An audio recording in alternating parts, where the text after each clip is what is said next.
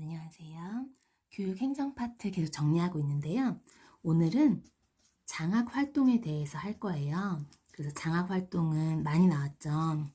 그래서 교사가 선택할 수 있는 장학 활동을 고르시오라고 논수령에서 이미 나왔어요. 그래서 뭐 이 교사는 자기 장학을 선택할 수 있다. 뭐 동료 장학을 선택해서 이런 활동을 할 수 있다. 이렇게 서술하는 게 한 문제 나왔고요. 그 다음에 또 다른 해에는 2014년에는 동료 장학을 활성화하는 방안에 대해서 나왔어요. 그래서 그동안 논술에서 많이 나왔기 때문에 하지 말아야지 라고 하면 안 되는 게 지금 교육학이 출제될 때 지역적인 부분도 나오지만 교육학 때문에 이렇게 꽈락돼서 탈락되는 일이 없도록 하겠다라고 했어요. 그렇기 때문에 변별력을 위해서 어려운 문제도 아주 지엽적인 부분도 나오겠지만 이렇게 장학활동처럼 쉬운 부분도 나올 수 있거든요. 그래서 항상 이런 것들은 또 염두에 둬야 될 것 같아요. 왜냐하면 내기가 쉽기 때문이에요. 그래서 제가 오늘은 7가지 장학활동에 대해서 일단 하고요. 그 다음에 이것과 약간 성격이 다른 인간 자원 장학이라고 있어요. 원래 인간 자원 장학 같은 경우는 이렇게 구체적인 뭐 자기 장학, 동료 장학과 같은 구체적이고 가시적인 장학 형태가 아니에요. 이건 그냥 장학에 대한 관점, 철학을 의미해요. 그래서 요거랑 좀 성격은 다르지만 그래도 이게 이제 직무에 대한 만족, 교사의 만족을 강조하는 또 장학이기 때문에 제가 여기서 그냥 같이 다루고 그래서 8가지 장학 활동을 한번 한 페이지에 최대한 다뤄보고 넘어가도록 할게요. 가장 먼저는 임상 장학이 있어요. 그래서 임상 장학은요, 클리닉, 우리 클리닉이라는 말 많이 들어봤죠. 그래서 이건 클리니컬 슈퍼비전이에요.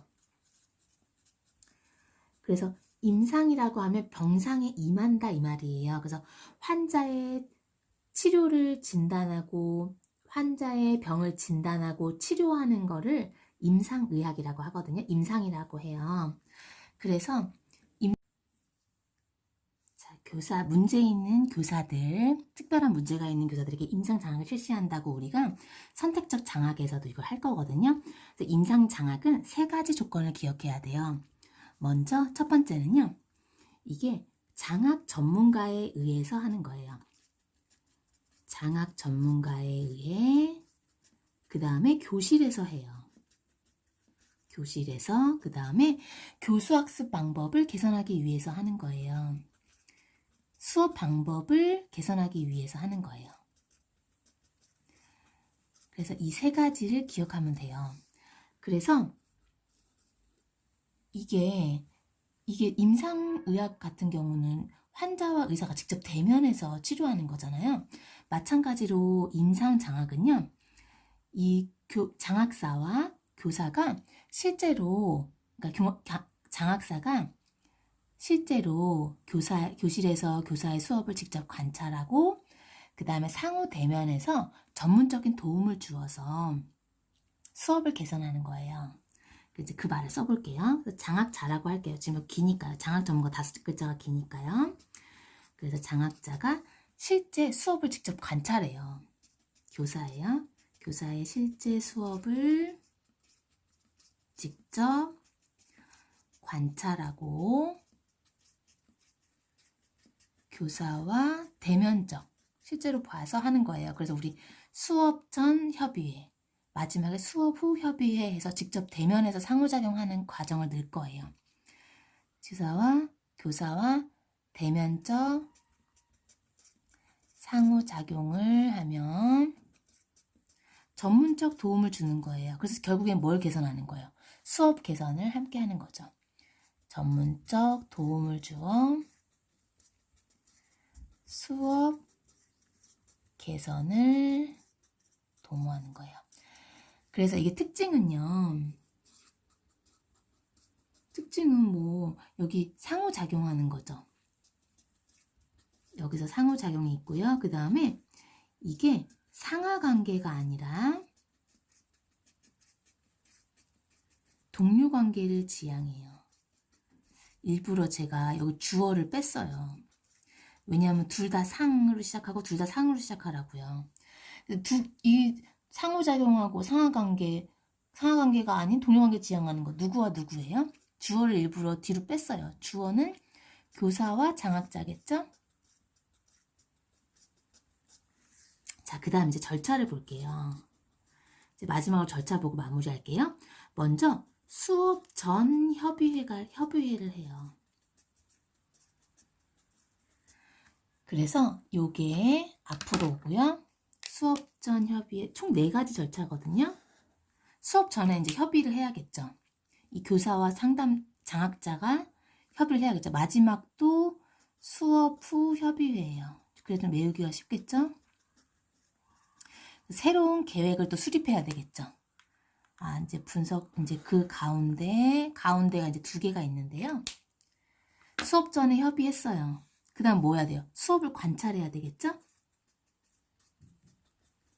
여기 수업 관찰해야 했잖아요. 수업을 직접 관찰해야 돼요. 그 다음에 수업을 어떻게 돼요? 분석해야 되겠죠? 수업 과정을 분석해요. 그 다음에 이제 수업 후에 이제 협의회 이렇게 하는 거예요.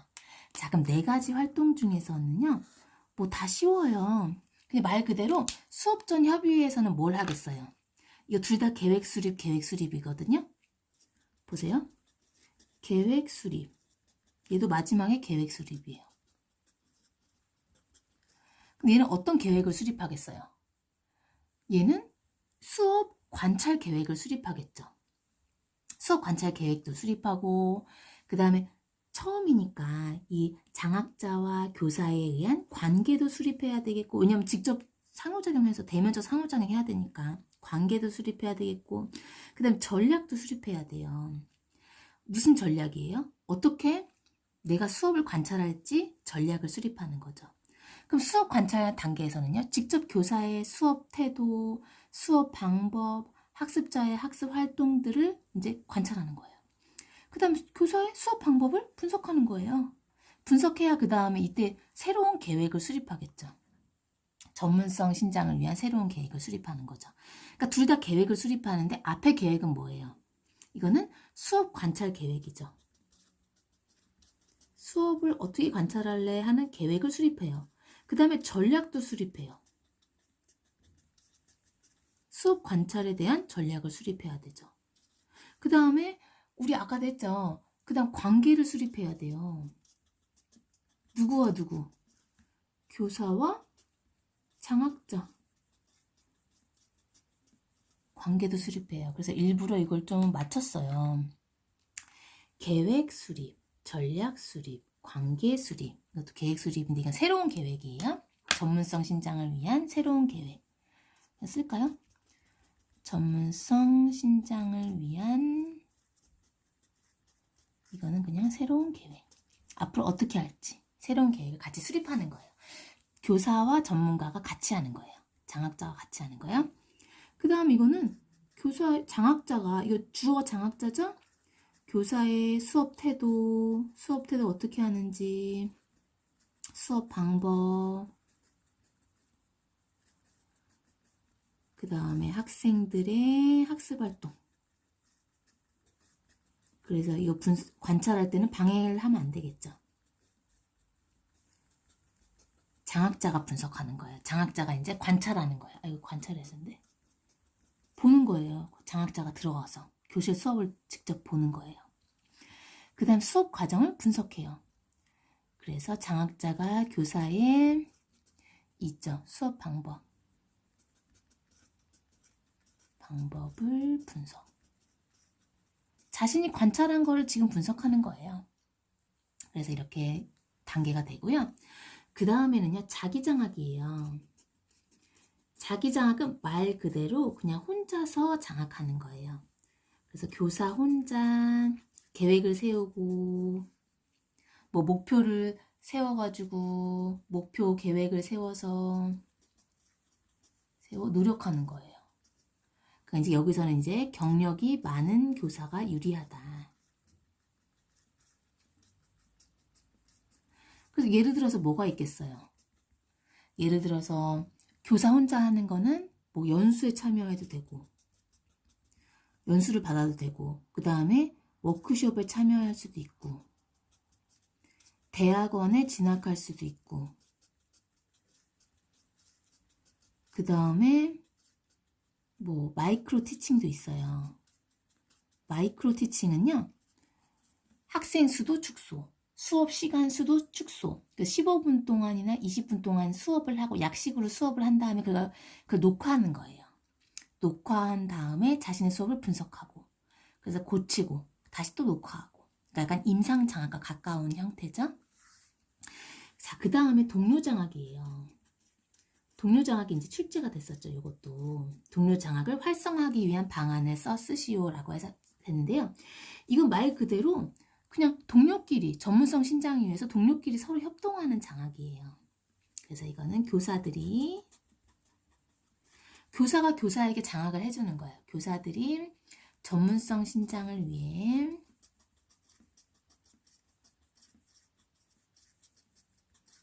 서로 협동하는 장학이에요. 그 장점이 많겠죠. 자, 그래서 장점을 한번 볼게요. 이건 장점은요. 이 교사들이 교사에 대해서 가장 잘 알고 있는 사람은 누구예요? 교사죠. 그래서 교사에 대해 가장 잘 알고 있는 사람이 교사예요. 그러니까 서로 경험을 공유하면서 심리적 안정감도 얻을 수 있겠죠. 공감도 받을 수 있고요. 그러면서 동료 관계가 증진되겠죠. 그 다음에 교사의 전문성도 신정할 수 있어요. 교사에게 책임감을 부여해요. 아, 나도 얘를 가르쳐줘야 돼. 이 교사를 가르쳐줘야 돼. 책임감도 부여하고요. 그다음 서로 가르쳐주면서 전문성도 신장되죠. 원래 교학상장이라 그래서 가르치는 게 곧 배우는 것이다. 가르치면은 확실히 배울 수가 있어요. 모르는 게 확실해지거든요. 그래서 전문성도 신장할 수 있어요. 그 다음에 이거 학교의 인적 자원을 최대한 활용할 수 있잖아요. 그것도 장점이죠. 그래서 교사에 대해 가장 잘 알고 있는 사람은 교사예요. 그러니까 서로 공감해주면서 교사들이 이제 심리적 안정감도 얻을 수 있고, 나도 그랬는데, 너도 그랬어? 나도 그런 일 있었어. 그러면서 이제 심리적 안정감도 얻을 수 있고요. 그러면서 이제 여기서 동료 관계도 증진될 수가 있어요. 물론 반대도 있겠죠, 그죠? 서로 얼굴 붉히고 싸우는 일도 있겠지만 일단은 여기서 긍정적인 측면, 장점. 그 다음에 학교의 인적 자원을 최대로 활용할 수 있어요. 인적 자원을 최대한 활용. 인적 자원이 교사잖아요. 이런 교사들 최대한 활용할 수 있고요. 그 다음 교사에게 책임감을 부여하죠. 그 다음에 전문성도 신장하죠. 교사에게 책임감도 부여하고 그 다음에 전문성도 신장하고 그 다음에 동료장학 다음으로는요 이제 약식장학을 할 거예요. 약식장학이 뭐냐면요 교장이나 교감 선생님이 교사의 수업을 이렇게 보고 직접 관찰해요. 근데 이걸 아주 짧은 시간 동안만 수업을 참관하고 그 교사한테 조언이나 지도를 해주는 거예요. 근데 이거는 좀 교사들이 자기 수업에 대해서 전문성이 있다라고 생각하기 때문에 별로 안 좋아하죠. 이게 잠깐 보고 가는 걸 별로 안 좋아해요. 그러니까 이거 하는 요령은 이 불시에 그냥 막 들어가면 안 되고, 이거는 이제 불시에 들어가서는 안 되고, 이제 미리 통보를 해줘야 되겠죠. 그 다음에 이거는 뭐 수업을 한 다음에 피드백할 걸 이렇게 메모한다. 그 다음에 교사에게 반드시 피드백해준다. 이런 게 요령이고요. 그 다음에 약식장학의 장점은 뭐겠어요? 자연스러운 수업, 평상시에 자연스러운 수업을 관찰할 수 있는 게 장점이죠. 근데 단점은 이게 비공식적인 성격이 강해요. 그래서 대안적인 형태의 장학이지 이거를 뭐 공식적으로 사용할 수가 없어요. 그게 단점이에요. 그래서 약식장학은 교장이나 교감, 관리자들이 짧은 시간 동안 수업 참관을 통해서 잠깐 보고 가는 거예요. 교사의 수업을 관찰한 후에 지도하고 조언해 주는 거예요. 근데 이게 이제 요령이 아까 했었죠. 불시에 하면 안 된다. 요령을 몇 가지 정리할게요. 그래서 불시에 하는 거는 예의가 아니죠. 그냥 대부분 뭐 이렇게 뭐 내가 들어가겠습니다 막 교장 교감선생님 그렇게 하지 않겠죠, 그죠? 근데 어쨌든 이거는 미리 교사에게 알리기. 그 다음에 수업 관찰을 메모하고 관찰 내용을 기록하고 그 다음에 교사에게 피드백 하기. 그래서 장점은 뭐였어요? 아까 장점 1개, 단점 1개 쓰고 이제 마칠게요. 장점은 교사가 평상시에 자연스러운 수업을 관찰할 수 있죠. 교사의 평상시에 자연스러운 수업, 인위적이지 않은. 공개 수업은 아주 다 준비하잖아요. 인위적이잖아요. 평상시에 자연스러운 수업을 관찰할 수 있어요. 근데 단점은 비공식적인 성격이 강하고 대안적인 형태라는 거예요. 비공식적 성격이 강하고 대안적인 장학 형태예요. 그 다음에는요, 이제 멘토링 장학이에요. 멘토링 장학은요, 엄밀히 말하면 동료 장학의 일부로 속해 있어요. 같은 교사끼리 하는 건데요. 멘토링은요, 특별히 경력이 많은 교사가 경력이 없는 초임 교사에게 교수학습 방법뿐만이 아니라 학급 경영, 뭐 학생 상담 기술 등 교직생활 전반에 걸쳐서 도움을 주는 활동이에요. 그러니까 장점은 초임 교사에게 심리적 안정감 주죠. 누가 나를 도와주는 사람이 있네? 심리적 안정감을 주고요. 그 다음에 이 초임 교사의 전문성을 신장할 수 있어요. 지금 전문성 신장이 엄청 많이 나왔어요. 그죠? 전문성 신장. 그러니까 전문성 신장 되게 많이 나와요. 또 나와요. 전문성 신장. 그래서 이거는 경력이 많은 교사. 경력 교사가 신규 교사, 초임 교사에게 잘 보이죠? 교수학습 기술, 뭐 학급 경영, 그다음 뭐 학생 상담 기술, 교직생활 전반에 걸쳐서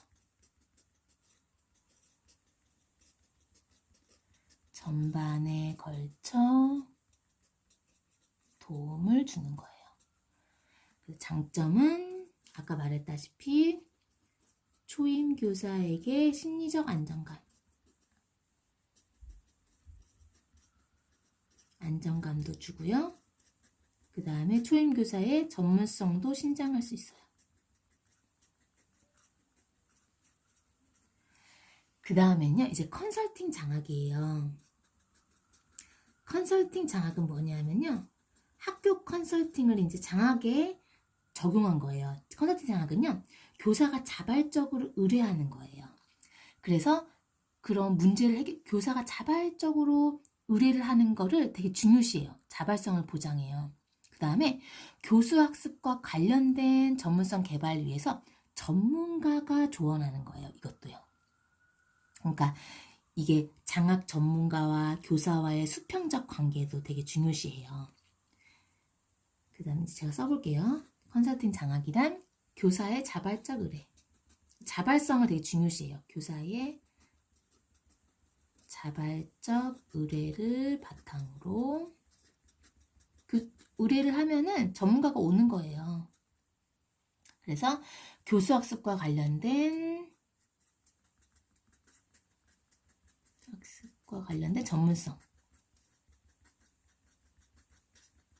전문성 개발 위에 전문가가 조언하는 거예요.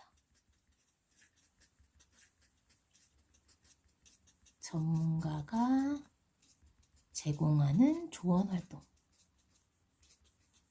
그래서 이거는 전문가와 교사 간의 수평적 관계. 교사와 전문가 간의 수평적 관계 속에서 이루어지고요. 관계에서 이루어지고 교사의 자발성을 보장해줘요. 자, 그 다음에 이제 선택적 장학이에요. 잠깐 올릴게요. 선택적 장학은요, 교사의 필요 요구에 개인차에 맞춰서 장학 방법을 선택하는 거예요. 잠깐만 쭉 올릴게요. 자, 그래서 이게 뭔 말이냐면요, 특별한 문제가 있는 교사한테는 임상 장학을 할 수 있도록 해요. 잠깐만요, 옆으로. 10%예요. 그 다음에 막 독립심이 강해, 동기 유발이 높아. 그럼 자기 장학 10%. 이런 교사들.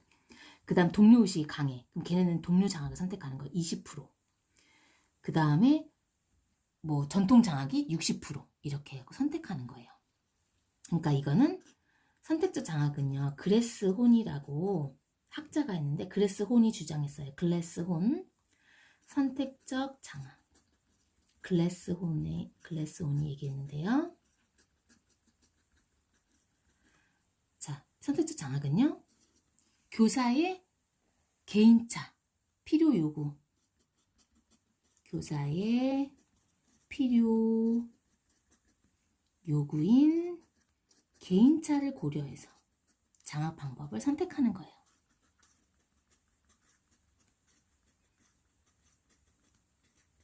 방법을 선택. 자, 잠깐만요. 잘 보이는지 좀 확인할게요. 그러니까 이제 장학 방법을 선택하고요. 그래서 아까 얘기했다시피 임상장학은 10%라 그랬죠? 임상장학 10%의 교사, 100% 중에서 10%. 그 다음에 아까 동료장학 20%. 자기장학 10%. 그 다음에 전통적 장학이 나머지 60%예요. 전통적 장학이 60%. 그래서 아까 얘기했다시피 임상장학은 특별한 문제가 있는 교사. 특별한 문제가 있는 이제 경험교사. 경험 있는 교사. 아니면은 초임교사. 일단 동료장학은 동료의식이 강한 교사. 장의장학은 동기 유발도 강하고 독립심도 강한 교사. 그다음 전통적 장학은 나머지 교사들을 선택해서 하는 건데요. 그래서 이거는요, 장학의 개별화, 민주화, 능률화에 기여하죠. 장학의 능률화, 개별화. 지금 개별적으로 다 실시해요. 자기 필요에 따라서. 민주화에 기여하고요. 그죠? 사람마다 선택해서 해야 되겠죠. 누군가에게는 동료장학이 어울릴 것이고 누군가에게는 다 효과가 틀리겠죠. 그 다음 마지막으로 인간자원 장학에 대해서 할게요. 인간자원 장학은요, 아까 말했다시피 이건 구체적이고 가시적인 장학 형태가 아니에요. 그냥 장학에 대한 관점이고요. 그냥 철학이에요. 근데 여기 넣는 이유가요, 인간자원 장학 한번 해야 될 것 같아가지고 그래서 여기 넣었어요. 위에 거랑 7개랑은 좀 차이가 달라요. 근데 얘는 직무 만족을 가장 중요시해요. 그래서 교사를 수단시하지 말고 목적시하자. 그럼 교사가 직무 만족, 자아실현 욕구를 만족시켜줘요. 그러면 직무 만족이 올라가겠죠. 직무 만족이 올라갔어요. 그럼 교사가 어떻게 해요? 학교를 위해서, 학교의 목표를 위해서 더 열심히 노력하겠죠. 능력을 발휘하겠죠. 그럼 학교의 능률성, 학교의 효과성도 올라가겠죠. 학교의 효과성을 제고할 수 있다는 거예요. 그걸 제가 쓸게요. 그래서 이거는 여기다 쓸게요. 구체적, 가시적, 장학 형태라기보다 장학의 철학이고 관점을 의미한다.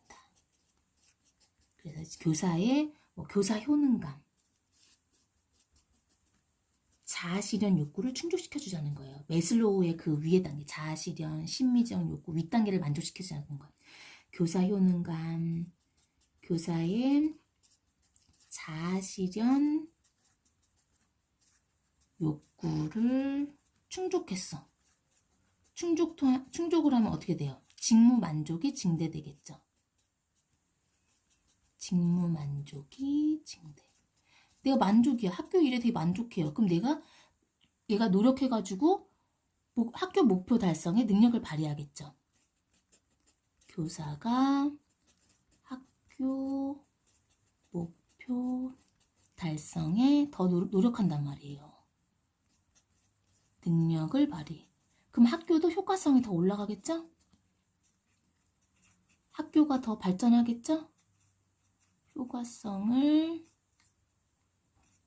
제고할 수 있다. 학교 효과성이 증대된다 이 말이에요. 그러니까 여기서 가장 중요한 건 얘는 직무 만족을 중요시해요. 교사의 만족. 직무 만족을 중요시해. 그래서 교사는 수단시하지 말자. 학교 효과를 높이기 위한 수단으로 삼지 말자 이거예요. 그래서 요거는요 마지막을 쓸게요. 교사를 수단시하지 말고